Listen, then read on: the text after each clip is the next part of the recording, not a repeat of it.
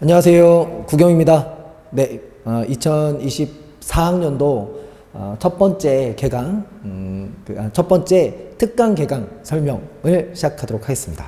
네, 선생님이 이번에 준비한 강의는 이제 올 시즌 첫 번째 특강 강의고요.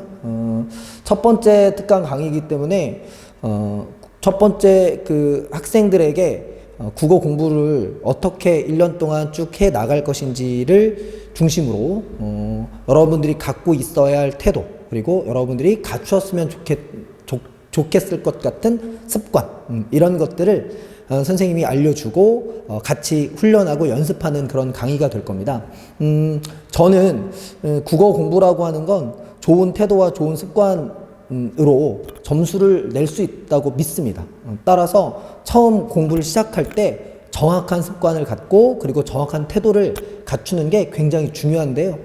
시즌 1 첫 번째 강의에서는 주로 어떻게 글을 읽고 어떤 생각을 하고 그리고 문제를 풀 때는 어떤 지점에서 고민을 하고 또 답을 낼 때는 어떻게 답을 내는지의 과정을 주로 연습하고 같이 확인하는 그런 수업이 될 겁니다.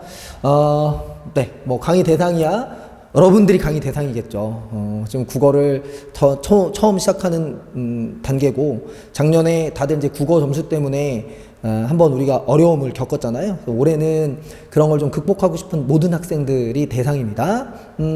선생님의 이제 강의는 이런 특징이 있는데요. 우선 방금 전에 말씀드렸던 것처럼 어떻게 읽고 어떻게 생각하고, 주로 읽고 생각하는 것을 어떻게 해야 되는지에 강의의 초점이 맞춰져 있습니다. 그리고 좀 세부적으로 들어가면 독서는 저는 그렇습니다. 독서는 최대한 지문을 어떻게 잘 분석하고 이해하는가, 이게 제일 중요하다고 보는데요. 그러기 위해서 문장과 문장의 연결관계, 그리고 그것으로 만들어지는 문맥적 의미를 어떻게 파악할 것인가, 그리고 정보들이 주어졌을 때 그 정보가 일목요연한 논리 관계로 쭉 제시가 되는데 그 논리 관계를 어떻게 파악할 것인가, 이런 거에 중점을 두고 강의를 할 거고요. 문학의 같은 경우에도 마찬가지입니다. 일단 기본적으로 지문을 어떻게 볼 것인가 가장 중요하고요. 그것을 바탕으로 문제로 넘어가는 과정에서 우리가 자주 보이는 실수, 자주 나타나는 오류들을 어떻게 보완하느냐, 여기에 포인트가 맞춰져 있습니다.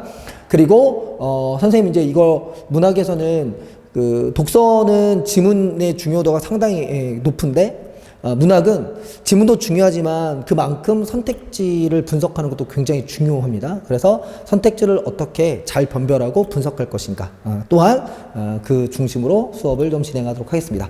그리고 네 번째로는 아무래도 여러분들이 수능 특강 공부를 어떻게 해야 될지에 대한 고민이 좀 많을 겁니다. 정규 수업도 해야 되고 또 여러 가지 공부도 해야 되는데 병행해서 수능 특강 어떻게 공부할 것인가에 대한 고민이 많을 텐데요. 선생님이 그 부분을 좀 해결해 드릴 겁니다.